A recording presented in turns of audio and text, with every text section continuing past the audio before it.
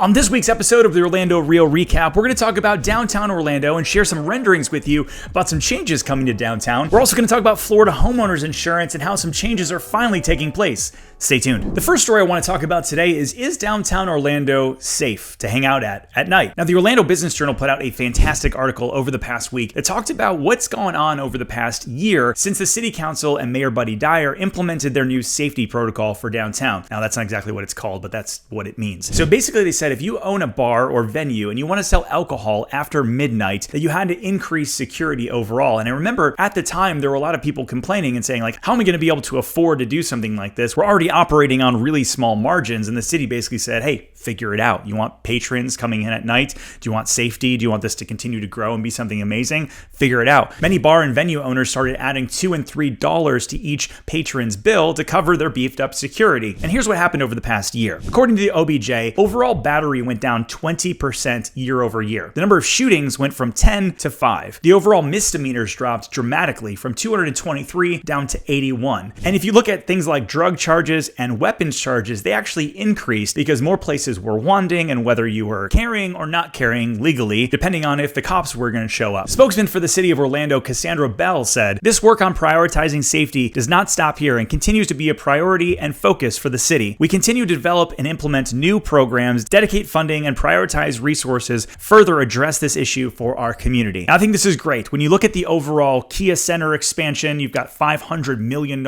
in the sports and entertainment district for the Orlando Magic going on. You've got the Under I-4 project, the whole Church Street area, and kind of the whole downtown Lake Eola area. Over on Instagram today, the Downtown Orlando Instagram page, they put out renderings of what the downtown area is going to look like with all these cool things around downtown Lake Eola being kind of like a nightlife sort of thing that a lot of us may want to use. And the only way that that happens if they focus on safety. So let me know what you guys think about this whole thing. Are you willing to pay maybe $2 or $3 on your bill when you go downtown in order to increase safety? And if you hang out downtown, have you noticed a difference? Did you know you have a chance to stay at Cinderella's Castle here in Orlando? Over the past couple weeks, I keep scrolling through Facebook and Instagram, and I keep seeing an ad where the Orlando Magic Youth Foundation is doing a giveaway for a one-night stay at Cinderella's Castle. And originally, I thought it was probably a scam until I started looking into it a little bit more. It appears that Walt Disney World has actually partnered with the Orlando Magic Youth Foundation, which has given away $28 million to local Central Florida youth programs that go through arts and wellness and hopefully ending homelessness for youth here in Central Florida. And so this is a really great foundation to be able to give to and be able to potentially win a once-in-a-lifetime opportunity. It's like $10 for 40 entries into the giveaway,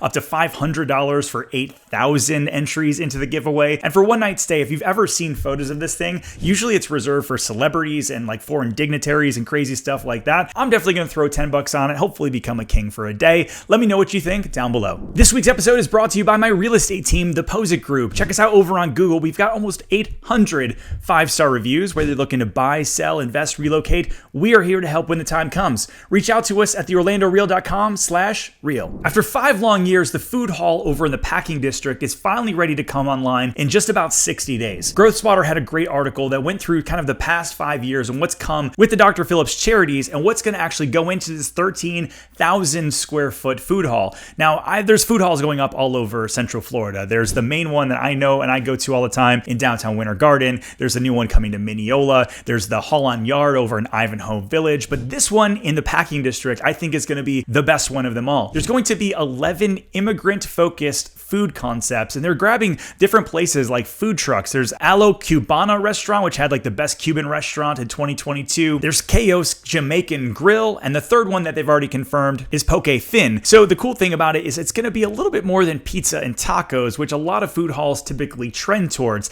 Yet this is also going to have a brewery and going to focus on more citrus home blend kind of right there in the Packing District. We start adding in the YMCA and all of the other retail and commercial development that's going on in the area. It's making the Packing District something that's going to be a bit of a destination. They're going to be adding event space and a lot of different things that are different concepts that downtown doesn't really have. Right now, if you live in the downtown area, you've got a couple different options if you want event space. You've got the downtown corridor where there's got the hotels and some different things like that, or you're going all the way over to Disney. This new event space in the Packing District really is going to offer something to the neighborhoods. I'm pretty excited to see it come online. And now that there's been 3 of the 11 concepts announced, what are some of the other things that have to be in this food hall? The last story I want to talk about today is homeowners insurance here in Florida. Now, over the past 7 to 8 years, homeowners insurance has nearly doubled, with a lot of different insurance companies completely leaving the state due to the overall cost of doing business in Florida. And it's not just the hurricanes and weather that we have, but really the litigation that pushed so many different companies out. And with the lack of competition, rates have really skyrocketed. So over the past week, the Florida legislature put together 3 different things to help combat the cost of overall insurance costs. House Bill 7073 promises to reduce